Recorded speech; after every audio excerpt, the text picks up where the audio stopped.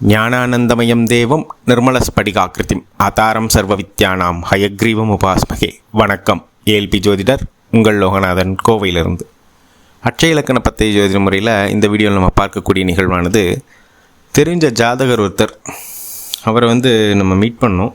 அவர் என்ன சொன்னார் அப்படின்னா, சார் திருமணமெல்லாம் நிச்சயிக்கப்பட்டுடுச்சு சார், அதுக்கப்புறம் திருமணத்துக்கும் இந்த நிச்சயத்துக்கும் இடையிலேயே ஒரு 4 மாதம் கேப் இருந்தது சார். நாங்கள் ஃபோன் நம்பர் மாற்றி வாங்கிக்கிட்டு நாங்கள் 2 பேர் பேசிக்கிட்டு இருந்தோம் சார்.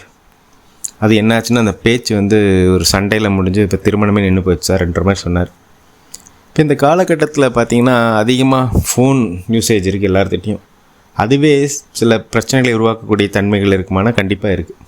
நம்ம நினச்சிருக்கோம் டெக்னாலஜி லேட்டஸ்ட் ஃபோன் எல்லாமே பண்ணுறோம் அப்படின்றது. பட் ஃபைனலாக அது டிசைட் பண்ணக்கூடியது உங்கள் ஜாதகத்தில் இருக்குமானா கண்டிப்பாக இருக்கும். இப்போ இவருடைய ஜாதகம் விவரங்களை வாங்கி ஜாதகத்தை ஏஎல்பி சாஃப்ட்வேரில் போட்டு பார்க்குறப்ப, இவர் சொன்ன காலகட்டத்தில் பயணிச்சுட்டு இருந்த அட்சய லக்னம் அப்படின்றது மேஷ அட்சய லக்னம். மேஷ அட்சய லக்னம் போகும்பொழுதே இந்த கம்யூனிகேஷன் சம்மந்தப்பட்ட விஷயங்களை கவனமாக இருக்கக்கூடிய நிகழ்வு இருக்கானா கண்டிப்பாக இருக்குது. ஏன்னா மேஷத்துக்கு கம்யூனிகேஷன் அப்படின்ற 3ஆம் வீடுன்றது மிதுன வீடாக வரும். இவருடைய ஜாதகத்தில் அந்த 3ஆம் அதிபதி புதன் பகவான் 7ஆம் வீடாகிய துலாமில் இருக்கார்.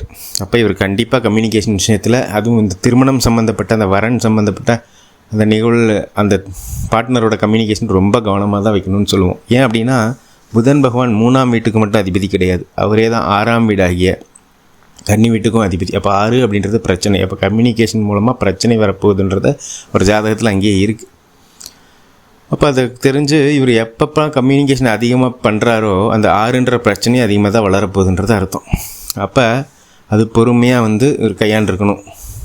மேலும் அந்த காலகட்டத்தில் இவர் பயணிச்சுட்டு இருந்த நட்சத்திரம் அப்படின்றது அஸ்வினி நட்சத்திரத்தில் பயணிச்சுட்டு இருந்தார். அதிபதி கேது பகவான் இவருடைய ஜாதகத்தில் 2ஆம் வீடாகிய ரிஷபத்தில் இருக்கார். அப்போ இதுவுமே இவருடைய பேச்சுவார்த்தை சம்மந்தப்பட்ட விஷயங்களை ரொம்ப கவனமாக இருக்கக்கூடிய தன்மைகள் இருக்குமானா கண்டிப்பாக இருக்குது. ஏன்னா அது தெரியாமல் பேசக்கூடிய நிகழ்வு இவருடைய திருமணம் சம்மந்தப்பட்ட விஷயங்களுக்கு எதிராக தான் இருக்குது அவருடைய ஜாதகத்தில். அப்போ இது எல்லாம் யாரோ ஒருத்தர் ஒவ்வொரு காலகட்டத்துலையும் சொல்ல முடியுமா அவர் கூடவே இருந்ததுன்னா கண்டிப்பாக சொல்ல முடியாது. ஏன்னா வாழ்க்கையில் நடக்கிற எல்லா நிகழ்வுக்கும் ஒருத்தர் வழிகாட்டுறதுன்றது அது ரியாலிட்டியில் பாசிபிலிட்டியே கிடையாது.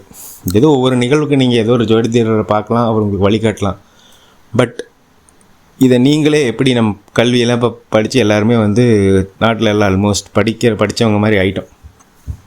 இப்போ அதே போல் தான் இந்த ஜோதிடம் அப்படின்றத ஒரு அடிப்படை லெவலையாக தெரிஞ்சுக்கிட்டாங்க அப்படின்னா நமக்கு எந்த காலத்தில் பயணிச்சிட்ருக்கோம், இந்த காலத்துக்கு தன்மை எப்படி இருக்குது நம்மளுக்கு அப்படின்னு தெரிஞ்சு இவரே இவருடைய கம்யூனிகேஷனை கம்மி பண்ணியிருப்பார். ஏன் அப்படின்னா 3ஆம் அதிபதியும் 6ஆவது அதிபதியும் ஒன்று தான், அவரே தான். அப்போ நீங்கள் 3ன்ற கம்யூனிகேஷனை கூட்ட 6ன்ற பிரச்சனையும் இங்கே வளர்ந்துக்கிட்டே தான் இருக்குது.